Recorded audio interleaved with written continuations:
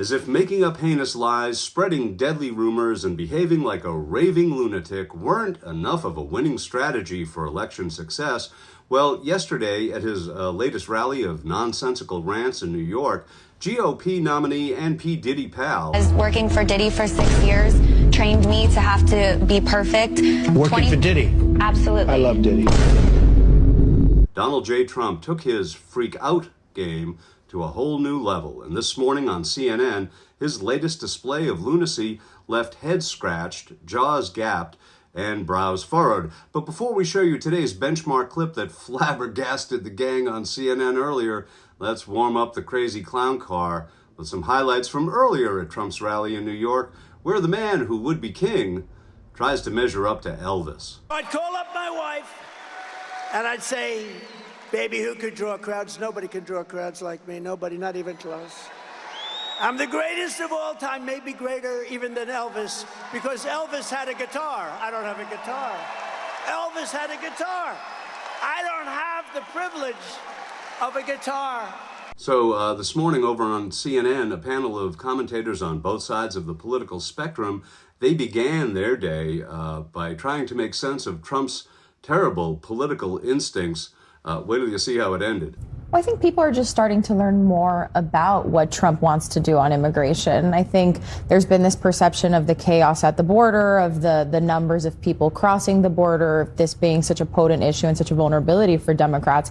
But now they're seeing, Harris a little more on the campaign trail. People might not necessarily know exactly what's happening on the Hill, but she's really bringing home this point that there was this bipartisan bill that she wanted to see get through Congress and that Trump helped kill that. And then you have on the other side, you have Trump talking about cat-eating Haitian immigrants in Ohio. So that is sort of making people question a little bit, like, is this too extreme?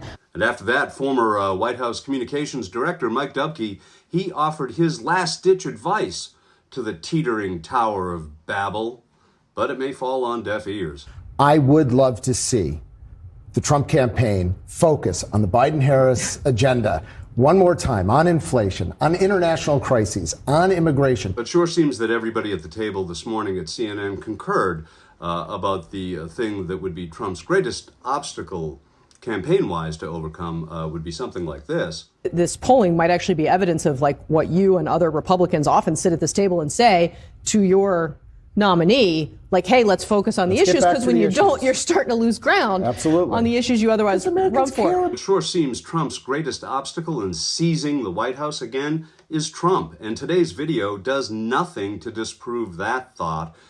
So in addition to the electric sharks, fictitious serial killer, and house pet hungry Haitians, the man who built New York's skyline has added yet another unforeseen, you'll get that, dimension to his demented menagerie. Seems the former president has invented an imaginary friend named Harry to add to his menagerie of madness. Let's let Casey Hunt at CNN take it from here. I really want to play this soundbite from Trump yesterday because he was in New York, which is not one of these swing states, and I'm curious as to why. Here's what he had to say to voters in New York. Patriotic New Yorkers must get your out to vote. How to get up? Get up. Harry, get up, Harry. Harry, get your fat out of the couch. You're going to vote for Trump today, Harry. Get up, Harry. Come on, let's go. Let's go, Harry. Kendra? I don't even know what to do with that. I mean, it is crazy to me. First of all, the swearing is so inappropriate on something like that. But why are you pushing New Yorkers?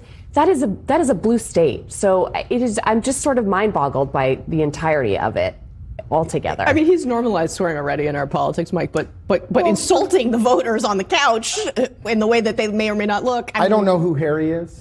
I don't know who Harry is. I thought that was the question I was going to get. Who's Harry? But it is, I mean, look, we've had a normalization of swearing on the campaign trail. The President Biden was swearing left and right in the final days before he dropped out of the race. It is beyond me. I agree with you. We should let's get back to, shut the front door instead of using profanity on the thing. I just think the rhetoric as a whole we just need to tamp it down across the board, because it's just not appropriate to be calling somebody a childless Catwoman or talking about, people eating cats or any of those things. Altogether, I think the rhetoric needs to be I want to tamped find Harry. down. I'm interested to know. I'm interested to meet Harry myself. Wow, where do we begin unpacking this? I mean, before we suppose who Harry might be, and especially since you brought up the large assets of your lazy, fictional friend, I guess modern fact-checking demands we do this. So who is Harry, the man Trump looks to for salvation in the final tantrums of this election? Who is this lethargic, large-bottom voter who could make or break this election for Donald Trump, it seems? Well, here's some Harry options that immediately come to mind.